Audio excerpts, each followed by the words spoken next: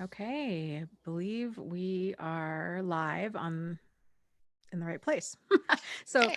yeah, so welcome everybody to our Tuesday afternoon live stream. This week, I am your host, Dana Morningstar, and with me is the lovely and talented Angie Atkinson. So, Angie, welcome. Thank you.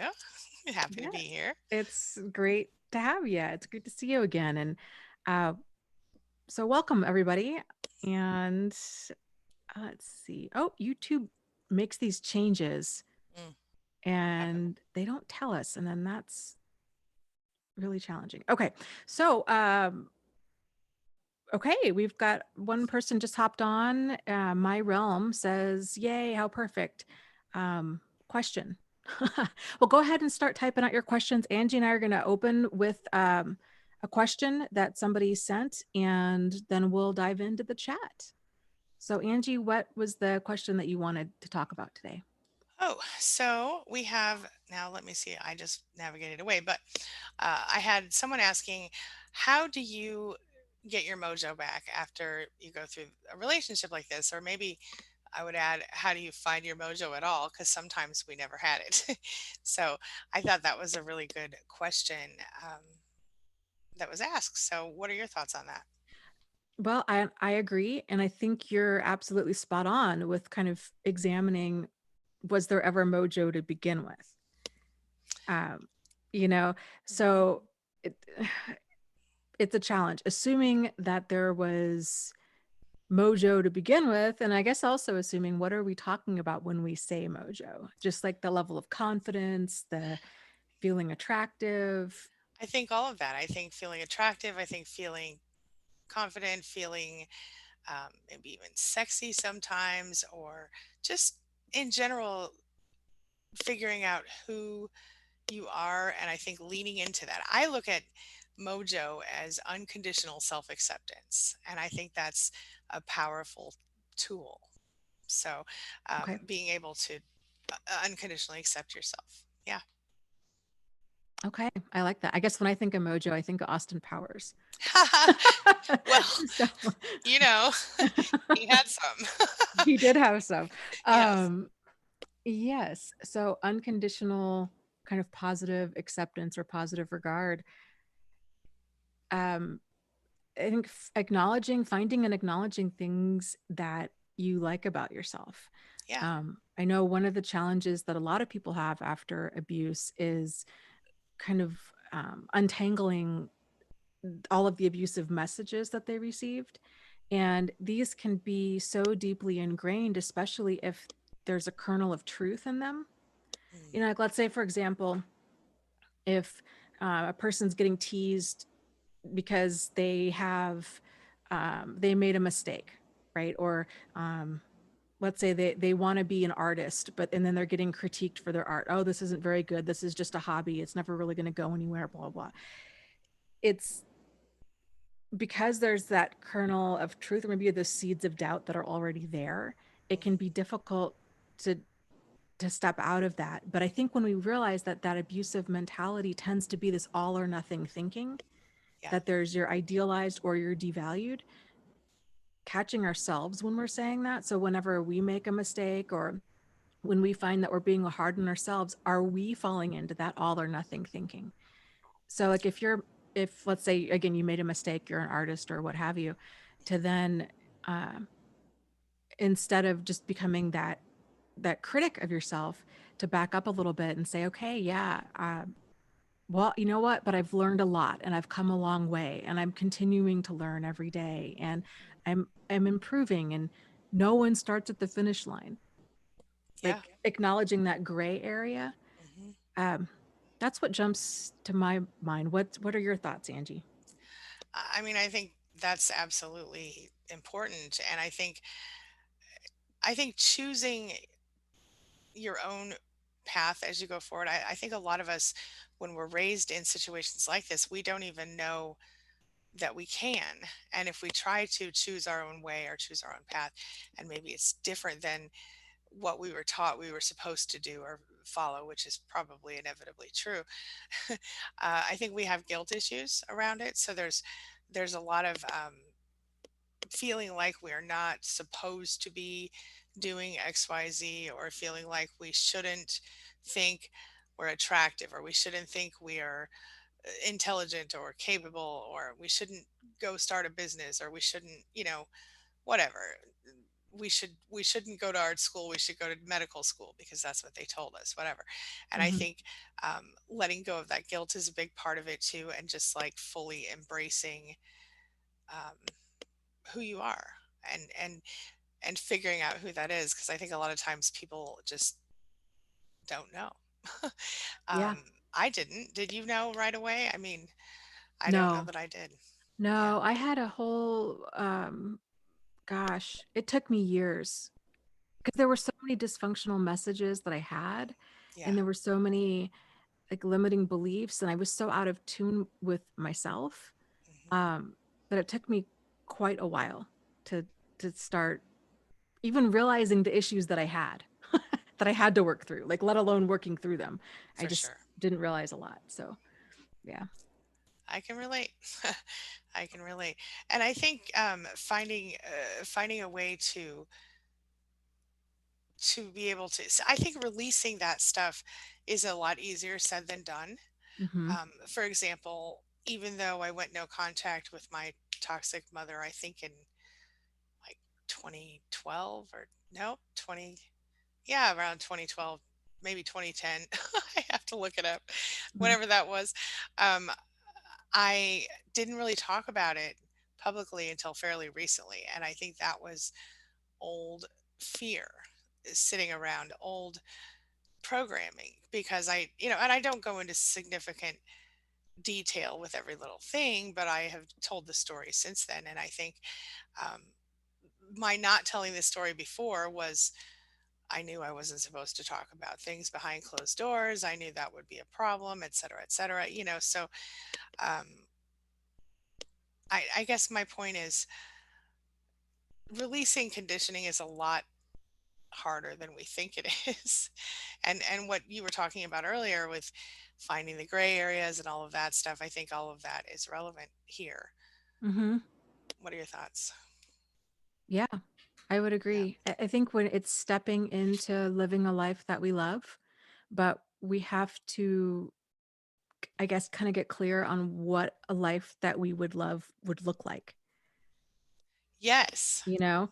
So a Yes. lot of that comes from that self-awareness, which just tends to take time, and it's shedding a lot of these disempowering messages and obligation and pressure and all of that we receive from society and friends and family and coworkers and everything over the years. It just goes back to really getting to know yourself. But I think once we start doing that and we start living a life that's authentically ours, um, which takes time and practice, but then it becomes more comfortable. And the more comfortable we get, the more confident we get. Yeah. And um, because we're not trying to be anything other than who we are. So it's um, and we can, and if we can give ourselves like that level of compassion when we do things that are less than perfect, or I don't Yeah. know, we're in college and we switch majors halfway through because we realize, oh my gosh, no, like you were saying, oh, they wanted me to go to medical school, but I really want to go to art school. Right. To just realize like it's a journey to getting to Yeah. know yourself, and it's okay to not do it perfectly. None of us do. Indeed. Yeah. And in fact, even to almost embrace the little mistakes we make, because by doing that, you have to think about, I always like to say or think about, how would I feel if someone I love unconditionally came to me with this same thing, whether it's a problem or it's a positive thing, or it's a minor, blip in the Mm-hmm. in the plan. A lot of times I find that if I can think about like how I would talk to my daughter or my son or my, whoever, best friend, in that same situation, I'm a lot kinder to them than I might be to myself. And so I think it's a really good way to check yourself, and so instead of, oh man, I tried this and it failed. Okay, well, I tried this and I know it doesn't work that way now. So let me try something else, and I Yeah. guess, yeah, but I'm with you. I think what happens as you do start to figure it out is that you start to like you said, you feel more comfortable. I think that I started to actually feel like a real person, which I've talked about a lot. But growing up with a toxic parent, you feel like not a whole person, or not a full person, or not even in some cases a real person. Mm-hmm. So I think for me, that was a big shift when I started to find my mojo, as it were. Mm-hmm. I started, that was probably around the time that I started to see myself as a whole person, which sounds so ridiculous, but I wonder how many people in the chat can relate to the whole person issue. Like, did you not feel like a whole person? Did you ever feel that way, Dana? Or was it just me? Um, I don't think I had the clarity of realizing that that's how I felt, but I didn't feel, yeah, I mean, I felt like that. I just wasn't able to articulate it. I see. Yeah. Um, but yeah, continually feeling like less than, and um, yeah, that there was just, yeah, that I wasn't a whole person. Yeah. Yeah. Yeah. It's a, I used to, like, growing up, I used to, when somebody would, you know, any idea that I would have, I would think wasn't that great of an idea, or any type of, like if it was time to buy new clothes, I would just, whatever they would give me, here's some crumbs, whatever, Mm-hmm. like everything, I didn't realize that I deserved good things. And like, here's another stupid example. Like, I don't like dark meat on chicken. I only like the white meat, but Uh, nobody would ever let me have the white meat because the kid only got the dark meat. I mean, it's dumb, but and so then I would have to pretend, it was so stupid. It's a dumb thing to say, but my point is, going through a childhood where, you can only have the stuff you don't like, and you're supposed to, then you're so programmed by your need to please other people that you will pretend to like this crap you don't like. mm-hmm. It's silly and it sounds so petty, but this is just one of many examples where, you know, um, Yeah. you don't, yeah, go Well, ahead. and that's the thing. I think it's those little moments. This is one of the reasons I think a lot of people struggle with reaching out and getting help, is because it feels so insignificant. It Yeah, feels, uh, oh, I should be lucky, right? I should be lucky that we even had food on our table. And here I am. I didn't like yeah, dark meat. I liked white meat. And there's all of this kind of like guilt and toxic shame surrounding yeah, having a preference with things. And but the thing is, it's not just that one incident, right? It's like numerous little incidents like that build up to this chronic sense of invalidation. yeah, And as that child gets older, you start realizing, I don't have a solid sense of who I am. Like, I exactly. don't know. I wasn't allowed to have a self. I Right. had to be what these other people wanted me to be. And I think a lot of people go through that. A Mhm. lot of people. Um, Yeah. And anything that you do know mhm. about yourself, at least for me, was I knew that it wasn't good or enough or right, Yes. you know? So, for example, when I was like in, I don't know, second grade, I said, I noticed I was good at drawing. And I said to my mother, I want to grow up and be an artist. And her first response was, you can't do that. Artists don't make any money.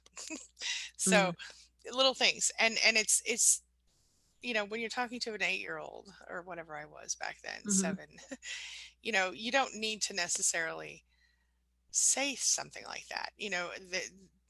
Who knew what you know what I mean? Yeah.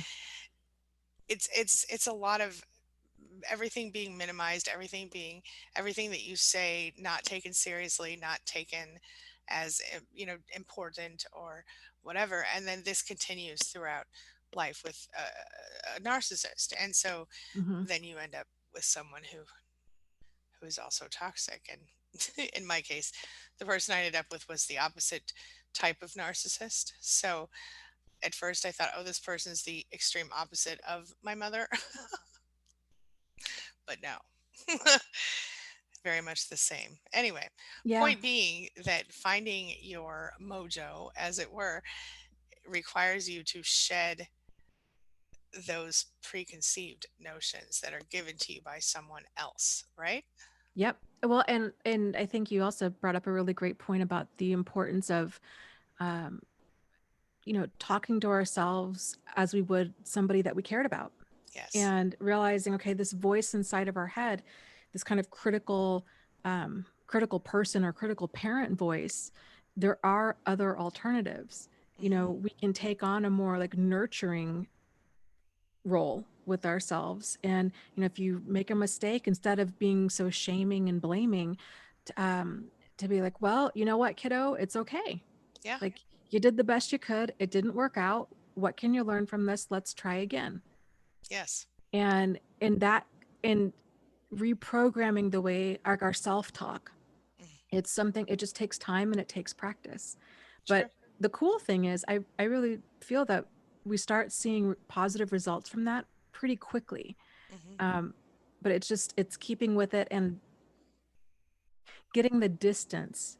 So like paying attention to how we're feeling. If we're feeling angry, irritable, frustrated, depressed, what were the thoughts behind those feelings? And seeing how much of it's just coming from us, because so many people after abuse, like you're saying, they get rid of the abuser, but that abusive thought process is still there. And Right. that's what's so sad, is then we just take over for them, you Exactly. know Literally. Yes. yeah. Yes. Yeah. And um, it's an ongoing issue, but it is something that can be resolved. And I think personally for me, I needed to go no contact to fully be able to self-realize, Hmm. unfortunately. I mean, I over the years, I would learn little bits about myself, and then I would, of course, shame myself for being myself because I wasn't whatever box I was supposed to fit in according to what I was told. Hmm. Um, but it's like I said, it's an ongoing issue, and so unless you know that it's okay to be who you are, unless I think pattern interrupt helps here is what I'm trying to say. Yes. Because we logically understand that we're real people. We logically understand that we, deserve to be happy like everyone else. But there's this little, I almost want to call it the inner child, kind of, and what you were kind of referring to earlier is that part of ourselves that doesn't believe, that part of ourself that really thinks deeply that in fact it's cool that you're doing all this, but you and I both know to yourself that Hmm. you're not, we're not what we should be, and we're not following the rules that whoever set out, you know what I mean? So their voices, like you said, they echo in our heads. And so like one simple pattern interrupt that I use with that, I've talked about it before, is imagine your tiny version of yourself crawling up the back of your neck on a ladder, hopping in your brain and just pushing finding the person whose voice is really in your head, meaning the person who taught you those bad things about yourself, and literally Hmm. pushing them out of your head, out your nose. I Hmm. always like to, you can I blow like your that. nose if you want. Yeah. Yeah. It's silly enough that you can remember it, and also it, if you literally take the time to visualize it, it's hilarious and also takes your mind off of it. So it can be Hmm. handy. Anyway, Yep. yeah. Yep. Let's see. Let's hop into the chat Yeah. here. There was a question early on. Let's see, my realm says, okay, being put on the spot after I finally broke it off 7 years on and off. He brought me his computer to keep here as a sign of faith and trust. I still don't believe he's not lying. Um, WTH, there's just porn, etc., bipolar, endless lies. I'm in my 50s. That's a tough one. So what's the question? I'm trying to see the. Yeah, I guess that's a good question. Is the Okay. question, what do you do with that? I mean, I would say send his computer back to him and, Yeah, I and end agree. it. um, that's a strange thing to do. I guess we need more information, right? Yeah, I mean, the thing is, if the relationship ended, right? Mhm. You finally broke things on off. You finally broke things off. He brings you back his computer as a sign of faith or trust. If it was me, I wouldn't care because we're done. So I don't care if you or trying to build trust between us or faith or whatever, even if you were, you giving me your, you quote unquote letting me have the privilege of storing your computer isn't doing anything. So and I'm done, right? Like I would think if you're, the problem with lying is that it's the trust is destroyed, and more often than not it's so damaged that it can't be rebuilt. So if it's endless lies and porn and stuff like that, it's okay to just be done, and it's okay to not have to, you don't owe anybody multiple chances. Right. So if you're at that point where you're like, I'm done. Like, I don't want to try to rebuild trust. I don't want to have faith in you. I just don't care. Like, I'm done. Good luck. Have a good life. But this is not, I can't handle, I don't have the time, the energy, or the desire to do this anymore. Yeah. And realizing that people, um, it's a boundary issue with a lot of people. So, expect for him to argue that, oh, what do you think, you're perfect and you don't make mistakes, and I thought you loved me, I didn't, why are you giving up on us, blah blah blah. Expect all that, realize it's immature and it's manipulative. Hmm. And I think too, when we're able to discern mature communication from immature communication, and we realize you're entitled to have boundaries and standards and deal breakers, when we each know that about ourselves, it makes these kinds of situations a lot less murky. Because when you realize, oh, I don't need to put up with this. And because I realize that it's okay for me to have boundary standards and deal breakers, and that I don't like, this is stuff I don't want in my life, then we don't feel guilty about it.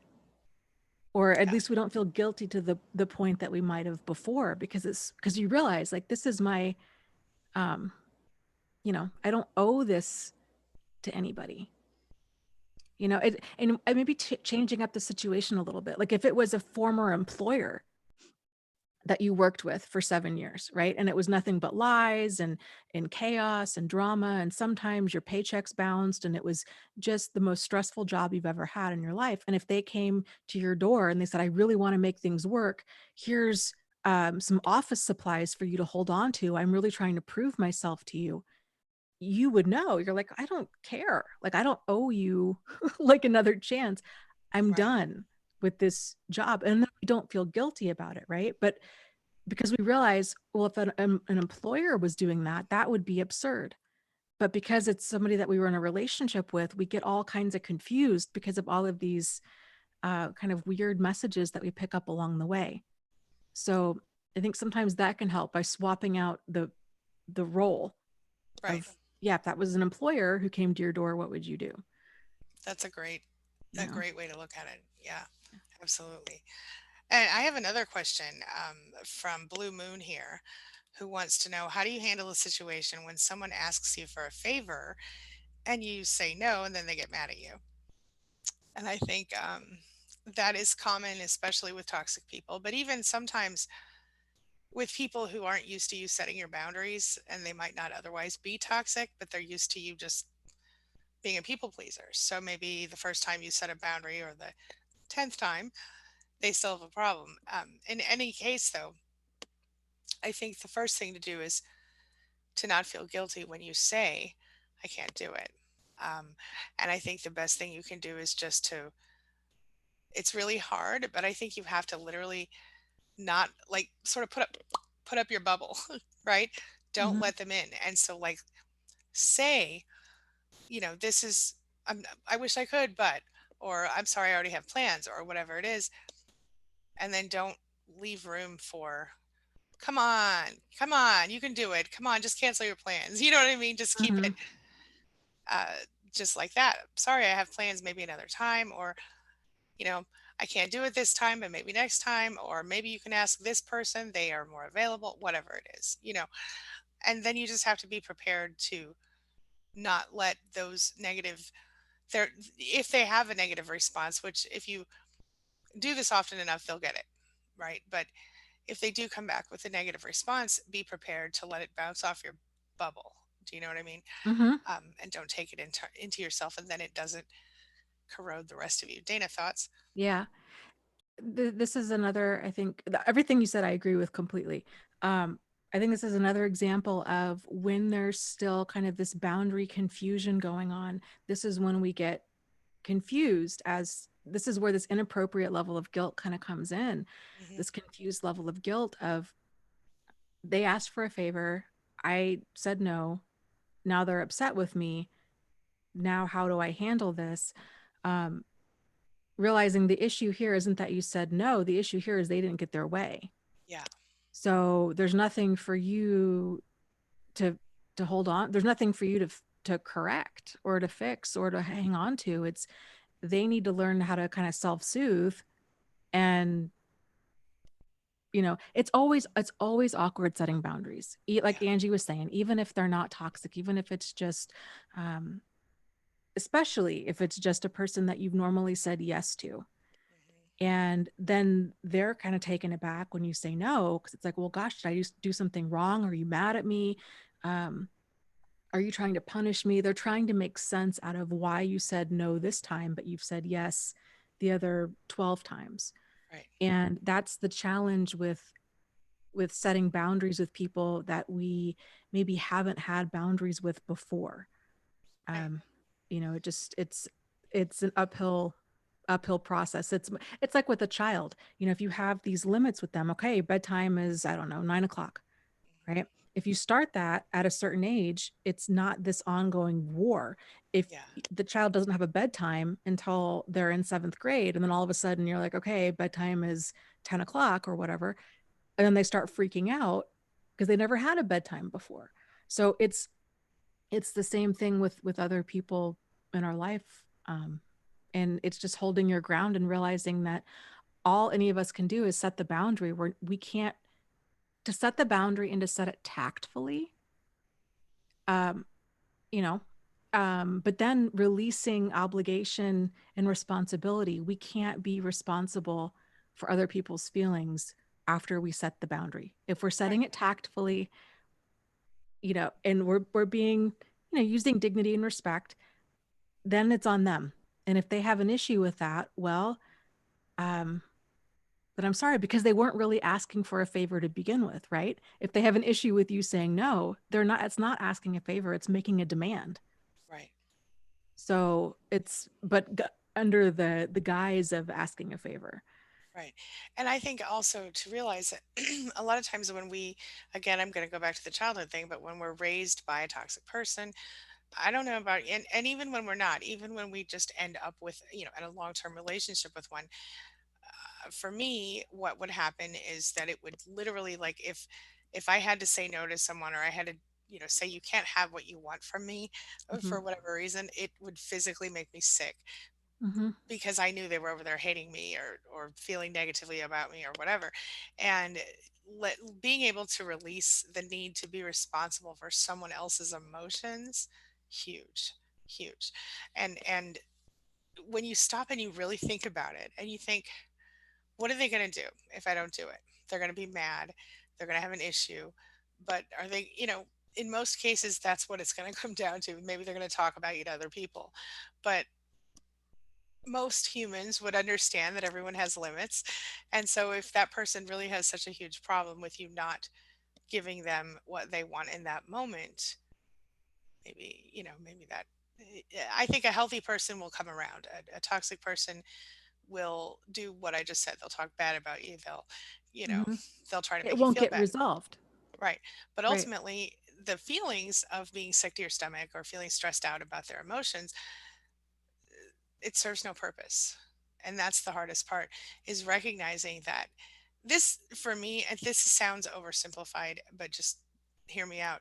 When it occurred to me that there are some things I cannot control in the world, I cannot control people's reaction. I cannot control how, someone decides to see me, per se. I mean, up to a point I can, not Hmm. totally.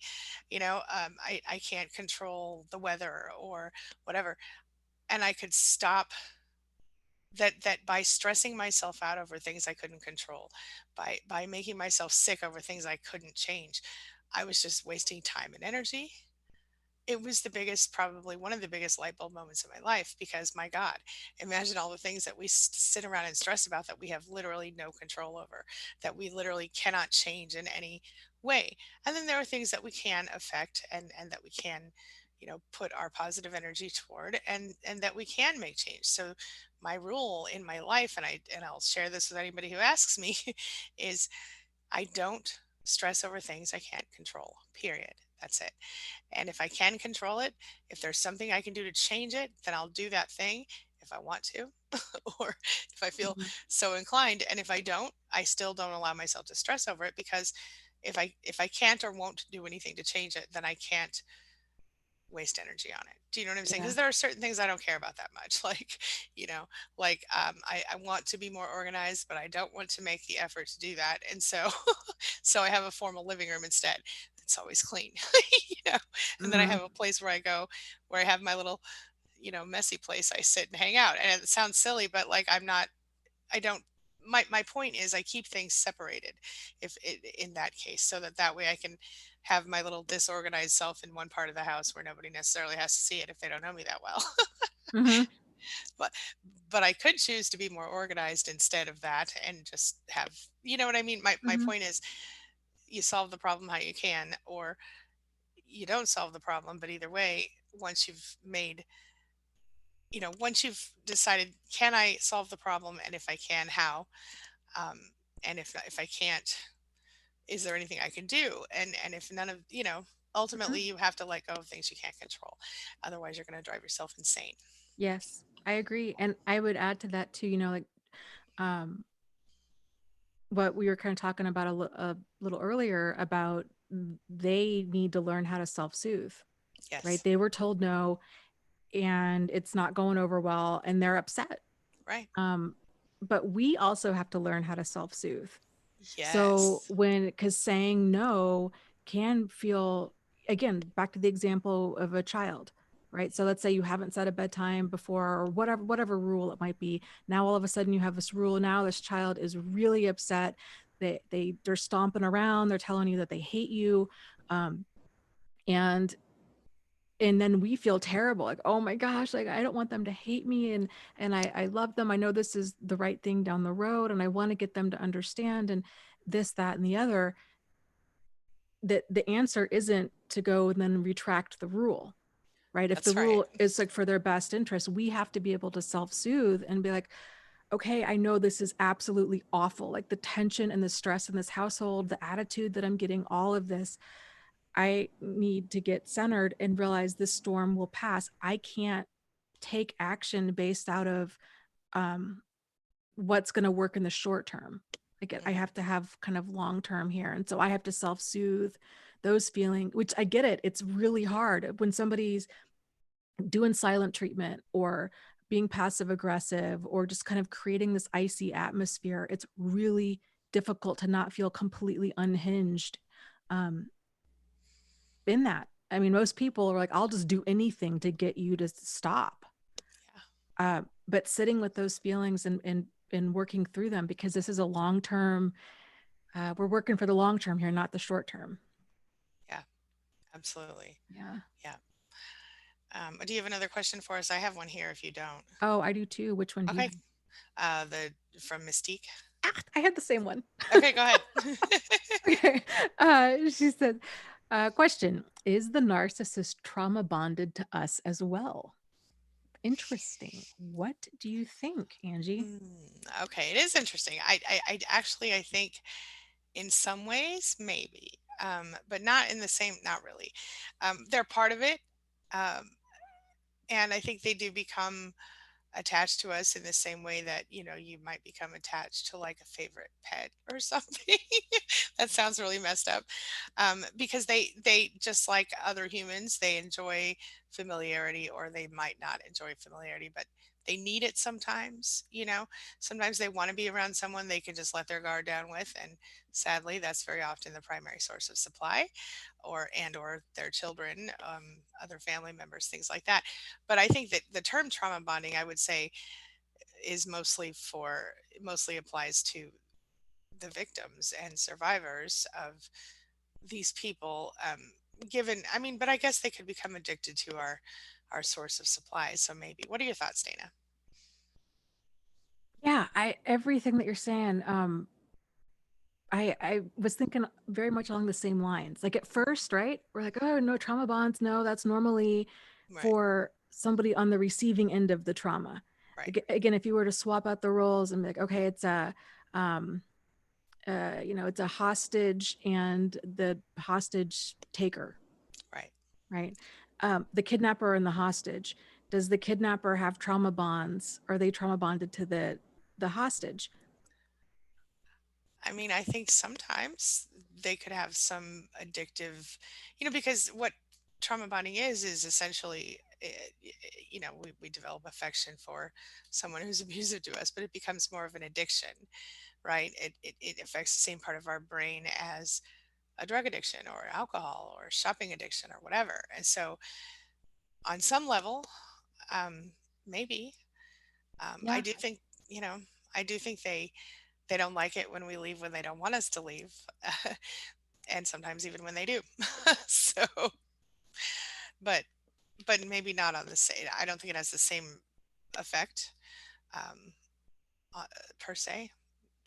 I think it's, yeah. I'll have to really think about this some more. This is a really interesting question. I've never been asked this before.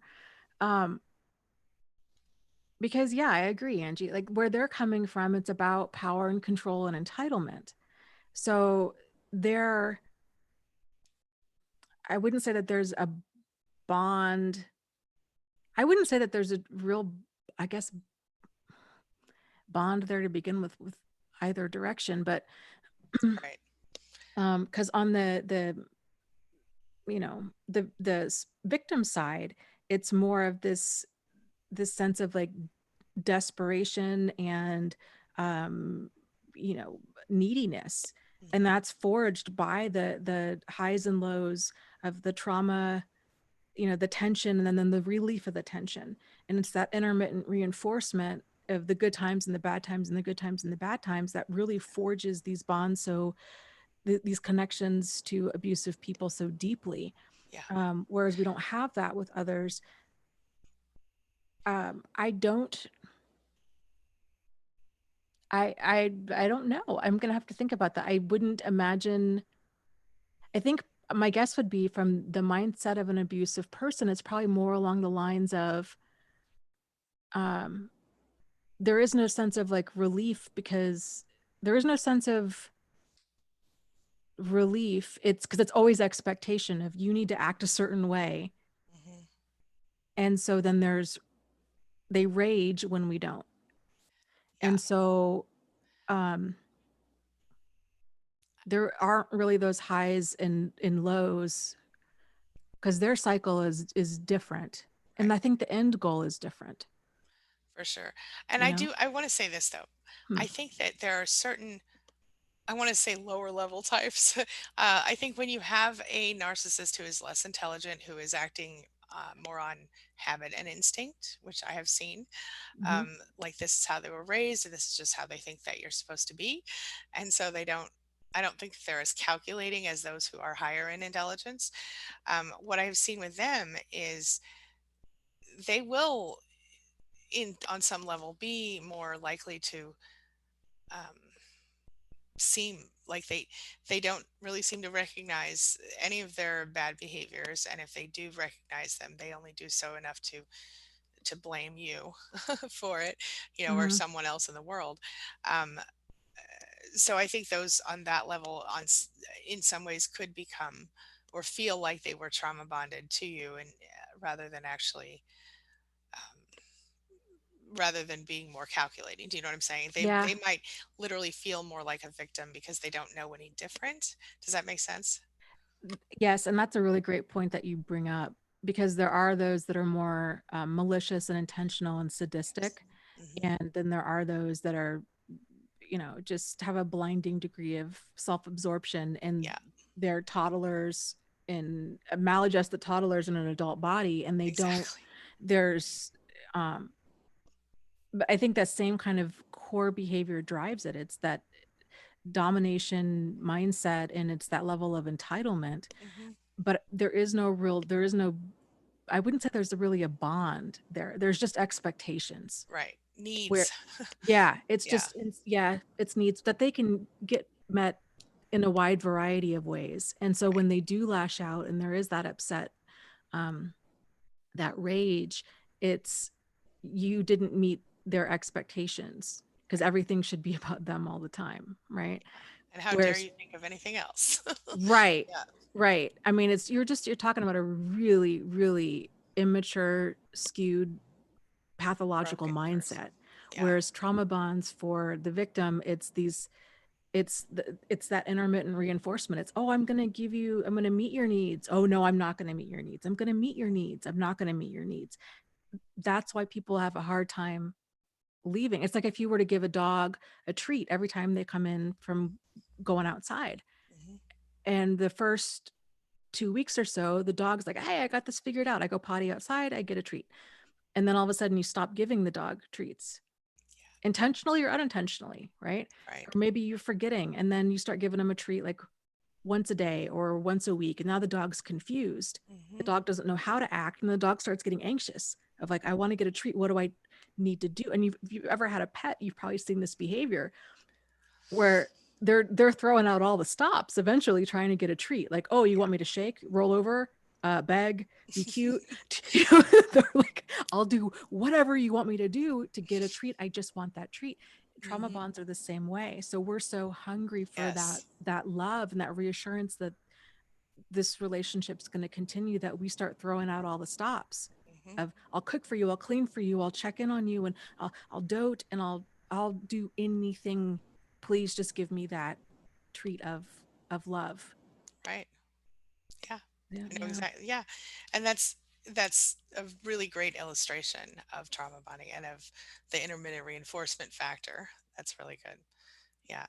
I have a question from Nance who Okay. says, so my question is, how do you fix your brain so I can go back to school as if I would do that with the brain that is so scrambled and my short-term memory is shot? This I can absolutely relate to. The bad news is that, as we know, narcissistic abuse does cause brain damage of some sort. The good news is your brain is neuroplastic and you can change it. Obviously, it's not going to happen necessarily overnight, but I think small things, affirmations, some of those brain training games can be helpful. Clearly, getting away from and stopping the trauma in your day to day life is probably the first step. But then anything that you can do to get sharp, you might do trivia questions with your, you know, home Alexa thingy, which I should, don't say her name. Yeah. Um, or you could, like I've done videos on different apps. There's like Headspace and all these different, playing certain crosswords, different things like that. Um, it begins with intention, though. The intention to shift, to change the way that you're perceiving things, the way that your head's working. If you find yourself, maybe you're not sleeping enough, maybe you're not drinking enough water, like there are a lot of physical issues that can uh, certainly make you think more clearly. So if you're eating healthy food, drinking enough water, getting enough sleep, those three things, big important things. Maybe have your allergies checked at your doctor. Make sure that you're not suddenly gluten intolerant or something and it's messing with your brain. All of those things. But then also intentionally healing yourself and intentionally doing things, activities that require you to use your brain and to focus and concentrate. And if you're finding that you're like, a lot of us find that when stuff gets real stressful or somebody yells at us or somebody makes us feel uncomfortable, we kind of dissociate right away. We just go kind of, ooh, fog out, right? If Mhm. that is happening to you, then recognize those triggers and come up with a plan um, to minimize them. So like one of the things I always do is, and this works for lots of things, but if you find yourself, focusing on something you can't control or focusing on something that is out, very, very stressful that you can't do anything about, whatever, then I tell myself, nope, I'm now going to cancel that thought and replace it with this affirmation of my true divine desire. Or this also works, and then say something or think of something that you want not something you don't want, whether it's related or not to whatever stressed you out.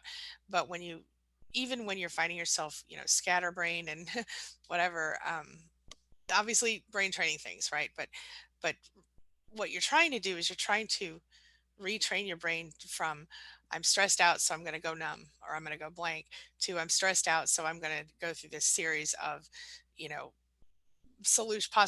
possible solutions or whatever. So by changing the way that you think on purpose, even when it feels wrong, and by continually doing that, then you create those connections to, instead of going numb because you're just going to be, you know, yelled at or screamed at or whatever it is that used to happen. Now going, okay, step one for problem solving is, can I fix this problem right here, right now, or whatever it is? You know what I mean? Mhm. Everybody has their own process, but I think that's a jumping off point. What are your thoughts, Dana? Mhm. Yeah, I would agree. One of the things that's really helped me is to set yourself up for success as much as you possibly can. So if you're going to start going back to school, um, and especially if you haven't been, I don't know how old you are or when the last time was that you were in school, but reaching out to your professors ahead of time. And I would say sign up for the minimum number of classes that you can. I don't know if you're getting financial aid or how you're paying for things, but if to try to not take on too much and realize that there are brain changes that are going on. Stress alone, tremendous amounts of stress will give you that horrific brain fog. Um, so realizing this is all normal. This is a normal, this brain fog, even though it's really frustrating and it's scary, it's a normal response to high levels of stress and or trauma. So, and it does tend to pass in time. So giving yourself that compassion and then trying to set yourself up for success. So like with a college class, for example, um, trying to get organized before the class starts. Ordering your textbooks, checking in with your professor ahead of time, printing out your syllabus, creating a file on your desktop of just for that class. Um, if you have access to homework, if it's, well, I think everything on is online right now. So if it's a college class, then, um, getting a calendar. I don't know how you organize yourself. For me, I use a combination of paper and um, online calendars, but I have my calendar, you know, and I will write down uh, certain things in there and maybe having a calendar that's just for school and that you Yeah. look at and setting aside time. Okay, I'm going to work on homework for 1 hour every day. And okay, Angie and I, we are both a hot mess if we don't have like our schedule Yes. stuff going. Mm. We have so much in common anyhow, but we really have like that in common. Yes. It is true. It is so true. And Hmm. so yeah, kind of figure and then so like if you have a calendar, I know Angie's big on bullet journaling. Mm. Um You get to decorate it so cute. you do. I know. It is so cute. I have one. I haven't sat down to do it. That should be another You video should we do. do it. It is such a like it is perfect for the type of brains that we have. I'm just saying. Okay. I know. We should do it. We should do a video on it because I think it would really That's a help great idea. every Yeah. everybody Hmm. to learn tips and tricks with this. Yeah. I did one a while back, but I've even gone a video a long time ago, but I've even gone simpler, more simpler with the way I do it. Some people have all the pages and all the fanciness, but I'm real simple with mine. Like your day pages and then your idea pages. The idea pages are indexed and not necessarily the day pages because they're in date order. But it works really, really well for me. Anyway, sorry, go on. Yeah, we'll have to explore that some Yeah. more. But um, another thing that I think can help is um, to look up um, different approaches, especially for like ADD. And Yes. because it's a very similar, there's changes in executive functioning that happen under extreme stress, and it's very similar to what happens in an ADD brain. And there's even a lot of research correlating kind of these adverse childhood experiences, these traumatic childhood experiences, and ADD. It's true. So if you can look into ADD strategies, that will help you at this point in your life. I mean, one of the things that I do that I freaking love is, I don't know if I've shown you this timer thing, Angie. I got this off of Mm-mm. Amazon. This is like the best $20 I've ever spent. It's this Awesome. calendar thing, and each side has like 5 minutes, 10 minutes, 20 minutes, whatever. Awesome. And you just turn it and it immediately sets the alarm to Oh, go that's off, great. and it Yeah, counts down. And then you just turn it back to 0 that's and it awesome. stops it. So that Yeah. helps to stay on track of like, okay, I'm going to work on homework for 20 minutes right now. Hmm. And then boom, because Yeah. you were watching the clock. So Hmm. anytime you get those pulls of, oh, I want to go check the mail, I need to go do dishes, I need to, you're like, okay, well, I've got, 14 minutes left. I can do that then. Yeah. I always say that I can, well, I use the, the thing, I tell it to set a timer. Um, but, but same thing. The timer thing, I always say you can do anything for 5 minutes, almost, Mm-hmm. you know? And so, yeah, like a lot of us struggle to, like I was mentioning, my clutter issue. It's not that bad, but I do have one. Well, my office is a little a little cluttery, uh, but one of the things that I'll do when I feel overwhelmed by anything, and I've seen a lot of people with their whole house crazy, and literally 5 minutes you can clean off one table, or you can make one spot organized, or whatever it is. And if you do that, then 99% of the time you might find that you want to do another thing. But if you don't, you give yourself permission to quit. And that type of thing can really, over time, add up and show good results. So, and I, Mm-hmm. I was just bringing the house, because clutter, of course, is a symptom of, Yeah. yeah. Yeah. So, Absolutely. And real quick, Nan, or, where is it? Had elaborated. Oh, Nan said, I try to read something and then it's just gone.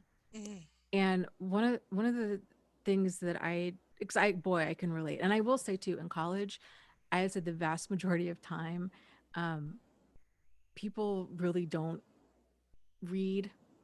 They mm, don't do most of the reading that they're supposed to do. And even those that do the reading that they're supposed to do, I highly doubt that they retain everything.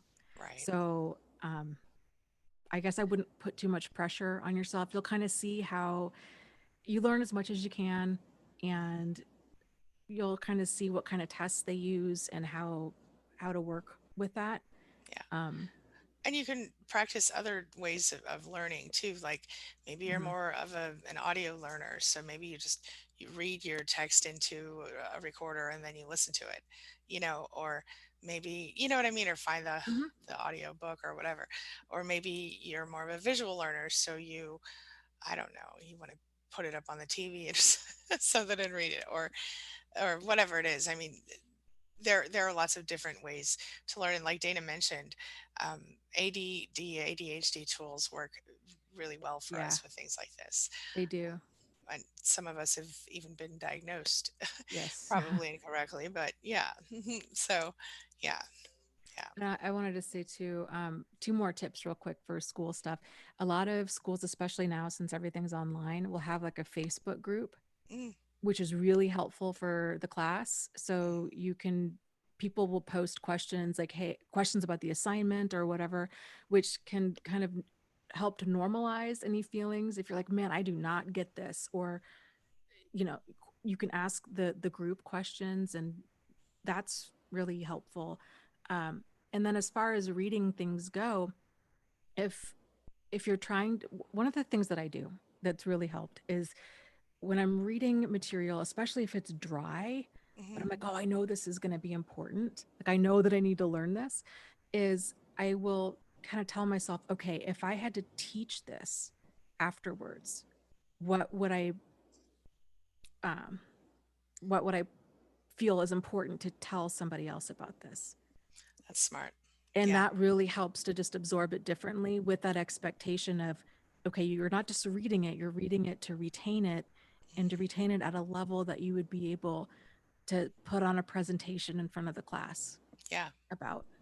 So, And it also helps. I mean, going to school is a is a choice, obviously, but it helps to be focused on something that you actually care about. So if you can, something I always found really helpful was finding the value in what I'm doing, right? So like if you're going to school to be like, I don't know, a teacher or a social worker or like a whatever, whatever you're going for, make sure it's something that you feel you're sort of giving back or that you feel passionate about or whatever. And I think that it seems silly, but like I'm definitely not going to read like a dishwasher repair book. You know what I mean? right. I would be glazed over the whole time. So read something that you care about. It might help. Yeah. And you know what? Actually, to go with that, that's a really great point because a lot of people, when it comes to going to college, is their first 2 years, it's a lot of the basics. Yeah. Okay. And those classes are really, really dry. And I remember when I was in college and I got to like my junior year and things became fun because it was all of like the classes that you need that are specialized just for your degree. And I Mhm. remember thinking, oh my gosh, if somebody had told me that, it would have made those first couple years that much better because it would have Yeah. given me hope because I felt stupid every single day because I had all of these math classes and science classes and things that and they were all auditorium classes Oh, yuck. and 300 students and I didn't know anybody and I don't do well in crowds and I didn't realize I didn't do well in crowds and it was awful. I don't know. I'm still amazed that I got through all that. If you don't, so realizing that once you do take courses that are specific to your degree, it becomes significantly more enjoyable. And then also Mhm. realizing that you have electives too. So you don't need to jump in and take the the classes that you know are going to be hard because that's just going to kill any type of desire or self-esteem. And if you're struggling with brain fog and you're jumping into college algebra and your basic science class or American history or whatever, Mhm. that's not setting yourself up for success. Indeed. So Yep. unless you're super into math and science, which then Who good for is? you. I'm just Yeah. kidding. There I are, like I know. science. I'm so thankful that there are people that absolutely love that kind of stuff because Hmm. um, the world needs them. That's true. Very true. Yeah. I have a question from Crystal Mountain Hmm. who says, why does the narcissist still try to control you and hold on even though they've discarded you? And I would just really briefly say, because they see you as an extension of themselves, and you're probably one of many in their little circle of supply or their narcissistic harem. And unless and until they find someone who is just identical to you, or you walk away and you stop allowing them to do that, they're going to keep doing it. I think they will always try to be in control of anyone and everyone they think they have the right, the closeness to, or whatever, you know what I mean, Hmm. that they feel they have some sort of right to control. I think that's just a common. They don't see you as a whole person. Again, they see you Hmm. as an extension. So, anything to add to that, Yeah. Dana? Yeah. I mean, that's basically what it is. You're dealing with a very stunted, immature, pathological mindset. Hmm. So keep that in mind. It's it's kind of this like brat prince type of mindset. You think Hmm. about a little kid, right? They have a Yeah. toy, they don't play with it. You tell them, hey, you know what? Let's gather up the stuff that you're not playing with. We'll donate it. A Hmm. lot of times they'll have a total meltdown. Oh no, I want that. Everything is mine, mine, mine. If they're little kids, right? Mine, mine, mine. They don't want to give anything away. They don't want to share. They don't want to do any of that. It's all theirs. Right. And it's narcissist. You're dealing with somebody who's stuck at this emotional stage of development. It's the same way. It's the sense of entitlement. It's mine. You Yeah. remember little kids? I don't. Maybe you guys did this too, but if you licked it, it was yours. Stuff in Hmm. the fridge. Hmm. And it's I kind of know all about that. yeah, it's kind of the same thing. Mhm. Where Oh, you call it right. yeah. Yeah, Yeah. you call shotgun or you Hmm. yeah. Or it's like you get a new toy and you love the toy. It's the best toy you ever got. Oh my gosh, it's so awesome. And then pretty soon, like a new commercial comes on, and or your friend across the street gets a cooler, better toy. And you're like, "Ah, my toy sucks." But then when Mhm. your little brother tries to come over and play with it, you're like, that's my toy. Mhm. It's like that. Yeah. Yeah. Yeah. Emotional toddlers, they are. Yeah. Emotional toddlers. That's a great way to put it. Yeah. Yeah. And this can range from just confusing and absurd to deadly, Yes. where it's that level of entitlement of, you, how dare you, this is you're mine. Right. And So again, what it's if I that. was over there with 17 other people 10 minutes Yes, ago? exactly. That's what's so crazy making, is Yeah. they minimize or completely deny all of their wrongdoing, and they'll just focus on the ways that you have wronged them. Yeah. Well, I uh bought you a dozen roses, or I did this for you, therefore you owe me for perpetuity, Mm, right? yeah. It's always comes with strings. You're just dealing with a very immature person, and that it's, I mean, there's people, a lot of people that are like, My ex uh you know um cheated on me nonstop and is now giving me attitude that I moved on, and now he or she's married, Yeah. and they're still like, they're married and they have a baby with their new partner, and they're still giving me a hard time about me moving on. Like, this doesn't make sense. And it's like, this is that pathological mindset, and this is how it plays out. And you're right, it doesn't make any sense. That's why we have to distance ourselves from that. Right. Right. And I wanted to bring up this something. Nance put another detail in here that I wanted Mhm. to touch on. She said she's dealing with that because she can't retain what she learned. She feels horrible, right? But the part I want to address, because we already addressed that part, is I work so hard at every job to prove myself because I don't feel as smart as others. And I think that right there, that I don't feel as smart as others part, I want you to pull out and I want you to examine it, Nance. And I want you to stop feeling that way, first of all. And I want you to remember this: everybody has different areas of strength, right? So you remember I mentioned earlier that I'm terrible at organization, um, but I'm really good at creative thinking or creative stuff. I'm good at understanding psychology and people and all this stuff, but ask me to organize like my kitchen cabinets would probably hurt your feelings if you're a very organized person, because I don't even know. Like, I need to have somebody come over here and help me put things in the right places. I'm terrible at that. But the thing is, I'm not mad at myself for that. I understand logically that the spices should go by the stove. I just recently moved them there.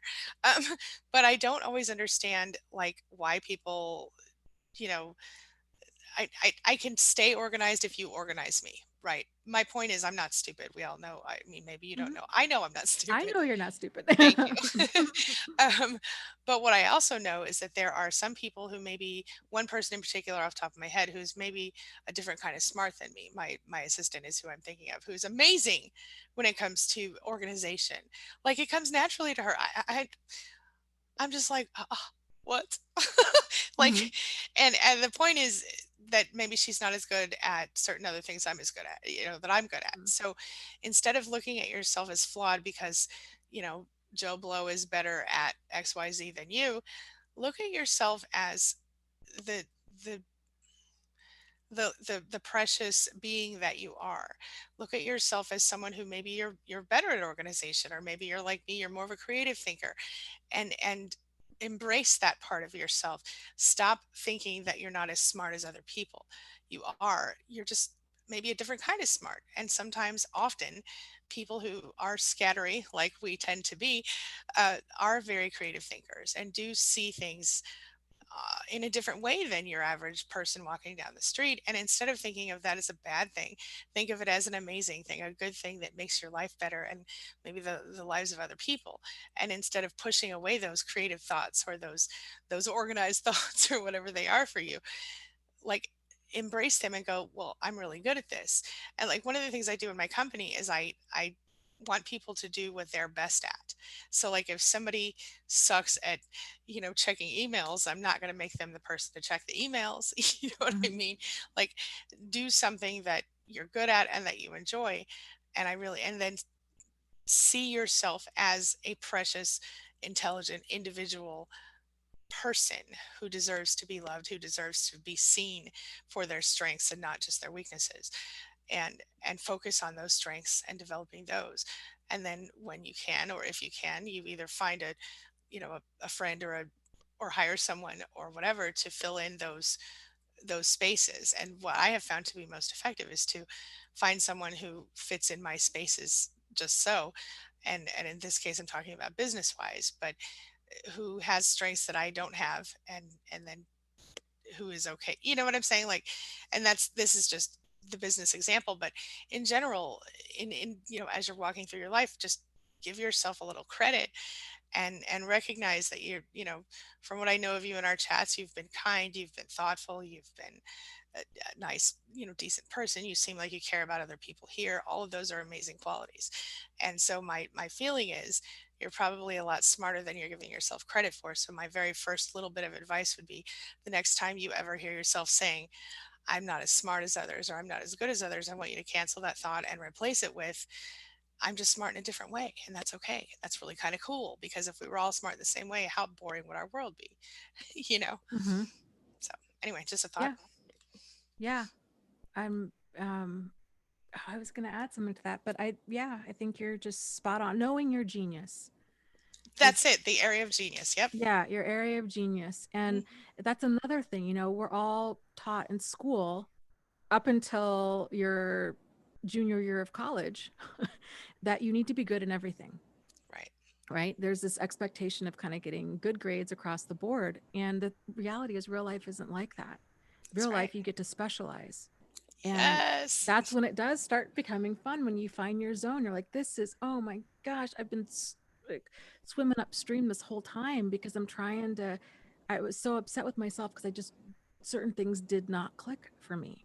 Right. And, it's realizing where your strengths are and where your weaknesses are, and realizing everybody has strengths and weaknesses, and that's okay. The Yeah. successful people of the world, like what Angie was saying, is you double down on your strengths and then you kind of outsource your weaknesses. Yeah. You make So allowances for yourself. absolutely, Yeah. you're not good at math, you get an accountant, or Exactly. you use TurboTax. Like you figure out ways to do Y- things, or you're growing a team and you're like, yeah. okay, where are your strengths, where are your weaknesses, let's make Mhm. this work for you. But we don't, like, we have options. We don't have to, it doesn't have to be swimming upstream with That's right. everything. And I think that's the thing that so many people don't realize, and so many people they think I'm supposed to be this, and one of the biggest things I ever did was accept myself unconditionally. And in doing that, by recognizing, yep, I've got some weaknesses, but there are certain things I can do, certain modifications I can make, certain, like right now, well, it doesn't matter. I'm not going to go into all that, but my point is, you know, for example, I'm just going to tell you. So I've lost 13 pounds. Good for Um, you. thank you. Mhm. I have a lot more to go. But what I'm doing, what worked for me in the past was Weight Watchers. But what didn't work for me in recent years was Weight Watchers, because, um, Interesting. Okay. right? Because I'm too scattery right now. I'm too unfocused on food. And so what I'm doing instead is I'm doing this Nutrisystem thing where they just basically buy all the food. They send it to you. You eat a red one for dinner and a blue one for lunch and a green one for breakfast or whatever. And there, it's just little pre-portioned frozen crap, but it works. And I'm not sponsored, by the way. I just want to throw that out there. Mhm. Um, but but the reason it works for me is because I looked for something that fit into my current lifestyle, which, outside of cooking for the kids, who are really not, they're big kids now, so they kind of do their own thing in the summertime except for dinner. So outside of that, I was not I was just eating whatever was convenient. And so I found a plan that was convenient. I just go downstairs and pull it out of the freezer and put it in the microwave. Convenient. And that was me making allowances for my failures as a person and still getting my goal met. See? Yeah. Well, It's working. like my brother is a personal trainer, and Yeah. he's done fitness modeling, and we're so opposite with our level of healthy eating and fitness. And I was so shocked. I remember going over to his place, this was years ago, and um he had it all down. You know, he does meal prep once a week and he Mhm. cooks all at once and it's all portioned out and some of it's frozen and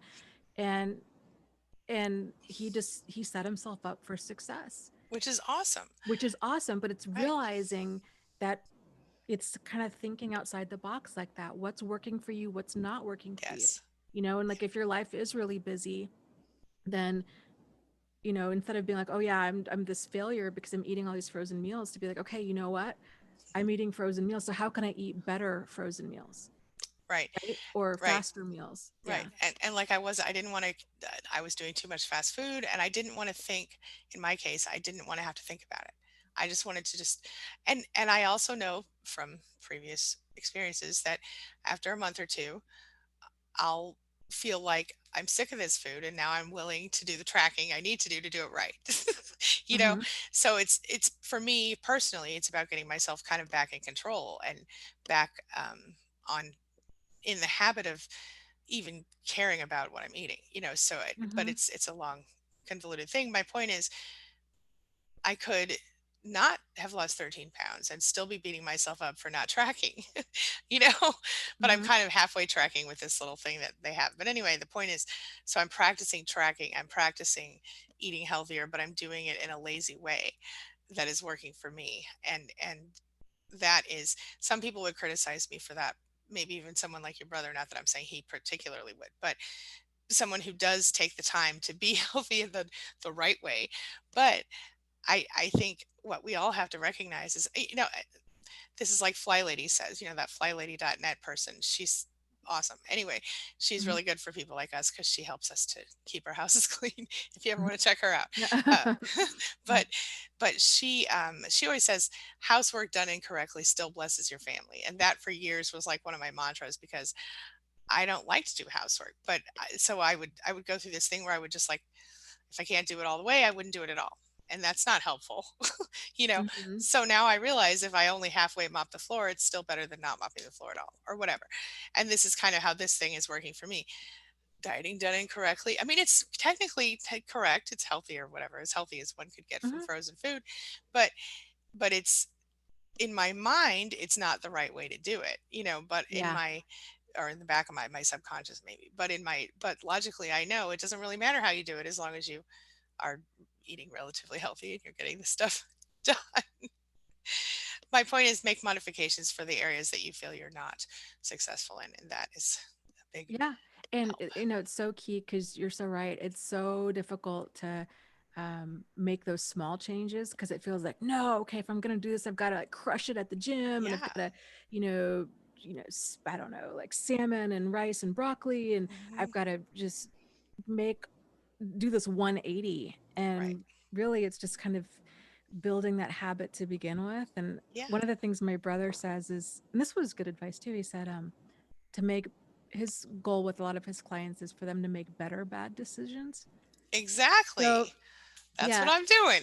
yeah, he's, you know, yeah. And so he's like, when you start seeing results and you start feeling competent in that and you Mhm. take the guilt off, then you'll start making progress. So if you Exactly. absolutely love, you know, super chocolate chunk ice cream and you have a bowl every night, to maybe switch it to just chocolate ice cream or to chocolate frozen yogurt Or a smaller amount or a even. smaller amount Or don't eat lunch and eat or do ice cream. yeah, doing, you know, What, doing making substitutions. right. And yeah, because yeah, There are options. yeah. Yeah. And I do think, you know, because I previously lost a whole bunch of weight. I've gained some back, which is why I'm back on the thing. Um, but when I was doing that, one of the things that I eventually got, you see, it's not for me, it's not an overnight. I can't just wake up and be like, okay, well, I'm healthy now. So now I'm going to do everything right. This is how I know I have to baby myself through the process.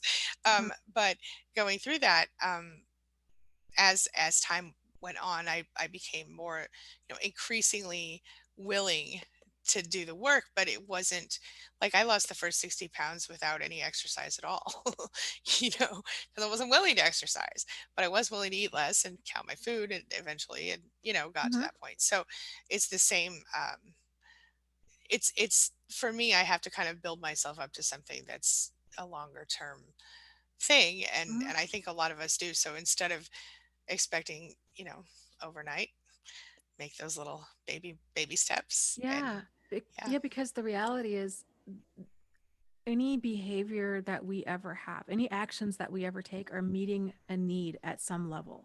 Hmm. And so and there's, man, I tell you, especially with food, there can be so much guilt and shame surrounding that because Yes. it seems like, oh, it should just be so much easier, right? Hmm. Like you just eat an apple instead of a candy bar or whatever. But it's not. There's all kinds So of, much you've more. got dopamine stuff going on, you've got Hmm. habit, you've Yeah. got stress, you have kind of potentially some self-soothing going on. There's all kinds of other reasons as to why we eat the way we do. And then when we're setting ourselves up to do this 180 of, okay, I'm going from, Taco Bell to, okay, I'm going to just do salad for lunch, and then we don't stick with it, it's even more guilt and shame instead of working to make small steps forward and then examining, okay, well, why didn't this work? And Right.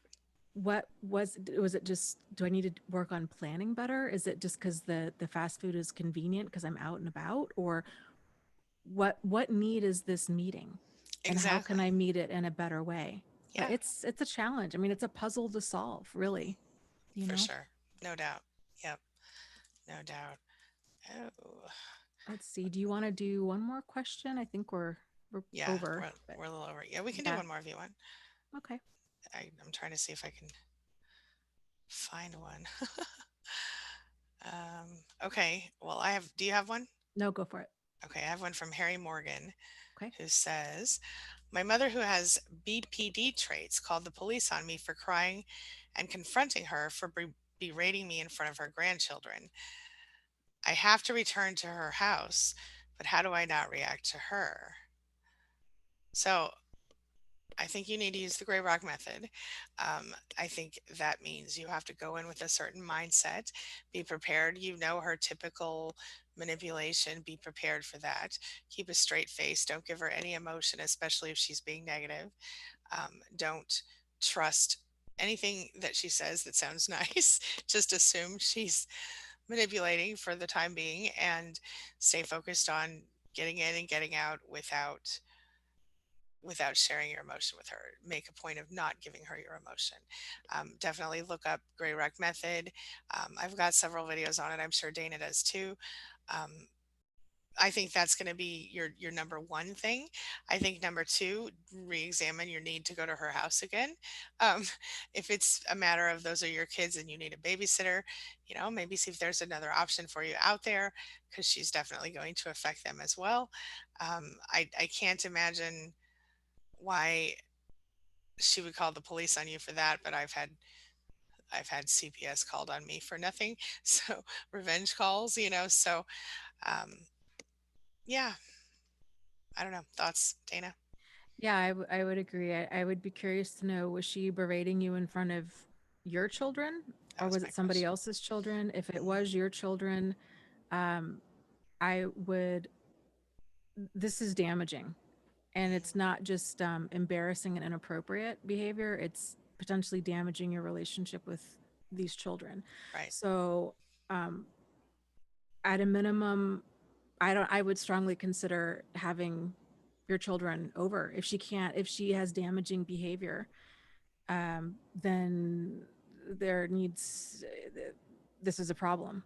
Right. So even though she's your mom, even though, um, it's toxic for your kids, if they are your kids, if they're not your kids, and I guess even if they are, or if they're not, um, it might be best to also consider writing her a letter or an email. I would, if she does email, I don't know how old your mom is, um, writing her an email and in writing it in such a way that it is kind of that gray rock, so it's very non-reactive, Mhm. and pointing out what happened, in writing it from the perspective of, if this was to be read in court, okay, Smart. yes, so you really want to make, and plus that's, you want to be polite, professional, and to the point anyhow, because being really emotionally, oh, you did this, you did that, I can't believe it doesn't solve anything for anybody Right. ever. So addressing the points, making it known,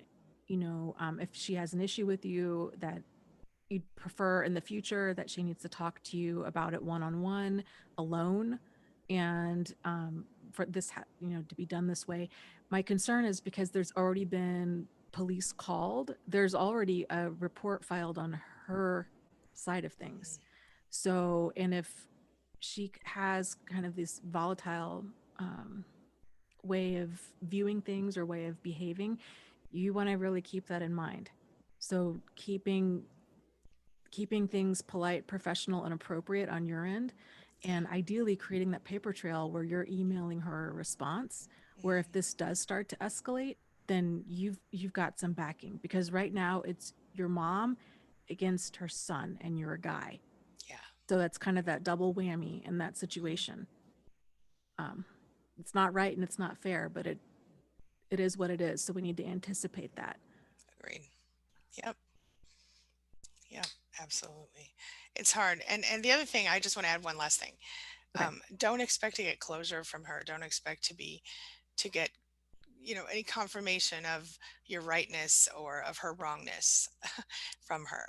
She's not capable. So don't expect that. Just know what she is. See her for her see her limitations, be aware of them, and try to see them without emotion, which is, I know, difficult when it's your mother, but it helps if you can, like I always say, stand back and look at it like a scientist and just recognize, okay, she has BPD, so she is limited in her ability to function in this way.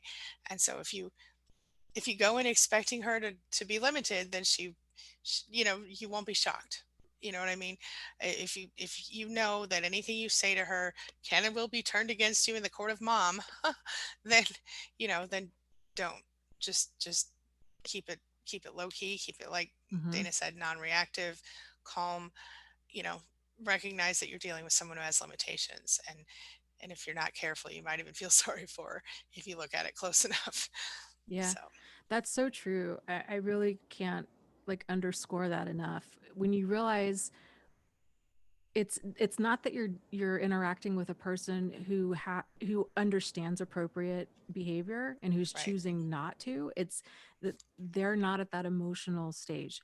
They and they might have some degree of awareness of appropriate behavior. They might be able to hold it together to some capacity. Hmm. But again, I find it helpful to think of it as a person with Alzheimer's. Yeah. If you're interacting with a person that has dementia or Alzheimer's, you know these are your expectations for them shift. This person might have been, it might be your parent, Hmm. right? And but now, okay, they're forgetting. They forgot your name. They forgot your birthday. They forgot your children's birthday. They're saying inappropriate things. They just went to the bathroom in the closet. They're doing strange things. Realizing this, there's cognitive things that are going on with this person, and um, to anticipate this. So we set ourselves up to fail when we Hmm. keep interacting with when we're not seeing other people's limitations, and we're expecting them to be the way that they used to be, or the way that we feel that they should be. Hmm. And that's just, it's making ourselves nuts, but we're not adjusting to reality.